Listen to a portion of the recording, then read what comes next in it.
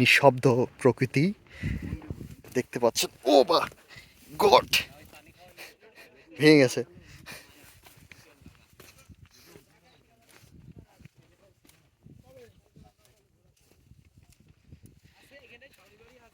এই যে আপনাদেরকে একটা চমৎকার দৃশ্য দেখাই।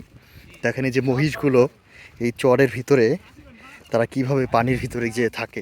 এত উত্তপ্ত গরম, আসলে এর ভিতরে থাকা কঠিন। আমি একবার জুতা খুলেছিলাম, দেখেন আবার আমি জুতাটা পরেছি, কারণ খুবই খারাপ অবস্থা। এগুলো তো মহিষ না? এটা কি তোমাদের? এই যে একটা ছোট মহিষ পালন, সে কিন্তু ওই মহিষগুলো এখানে পানিতে রেখে দিয়েছে এবং পাশেই দাঁড়িয়ে আছে। এখানে 5টি মহিষ আছে, আপনাদেরকে যদি দেখাই আর একটু জুম করি।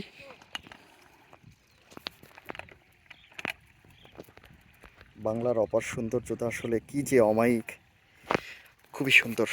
উফ, চলুন আমরা সামনের দিকে জায়গায় যাই, সামনের জায়গাগুলোতে চলে যাই, কারণ আমাদের যে পার্টনারগুলো আছে তারা অলরেডি চলে গিয়েছে।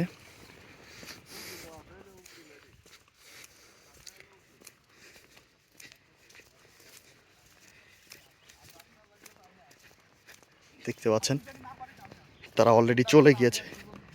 আমরা আজকে এখানে সবাই মিলে এসেছি, মোট 6 জনের মতো, আমি সহ 6জন মানুষ আজকে যতটুকু মজা করা যায় করব। এবং ওই যে দেখতে পাচ্ছেন গ্রামের ওই যে কোনাতে এক রাখাল, সে কিন্তু গরুদের সাথে বসে আছে, গরুদের ঘাস খাওয়াচ্ছে। চমৎকার একটা দৃশ্য আমরা দেখতে পাচ্ছি। বাংলাদেশে এরকম দৃশ্য কিন্তু আছে, আপনারা যারা শহরকেন্দ্রিক মানুষ তাদের কিন্তু এরকম জায়গাতে আসা উচিত।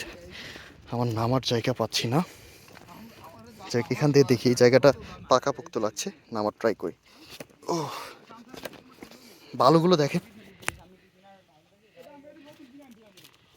কি চমৎকার একটা দৃশ্য। হ্যাঁ দর্শক, আপনি জানান এরকম চর আপনার কেমন লাগে? এই যে এগুলো মনে হয় মহিষের পায়ের এক একটা পদবী, একটা করে পদক এখানে কিন্তু আছে।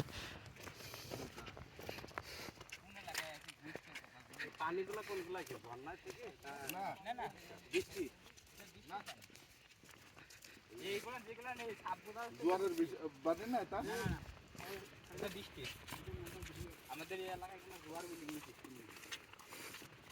ভারত থেকে যে দয়া মায়া করে সালামায়ের নদী লোড হয়, ইনকাম করে শুনতে যায়।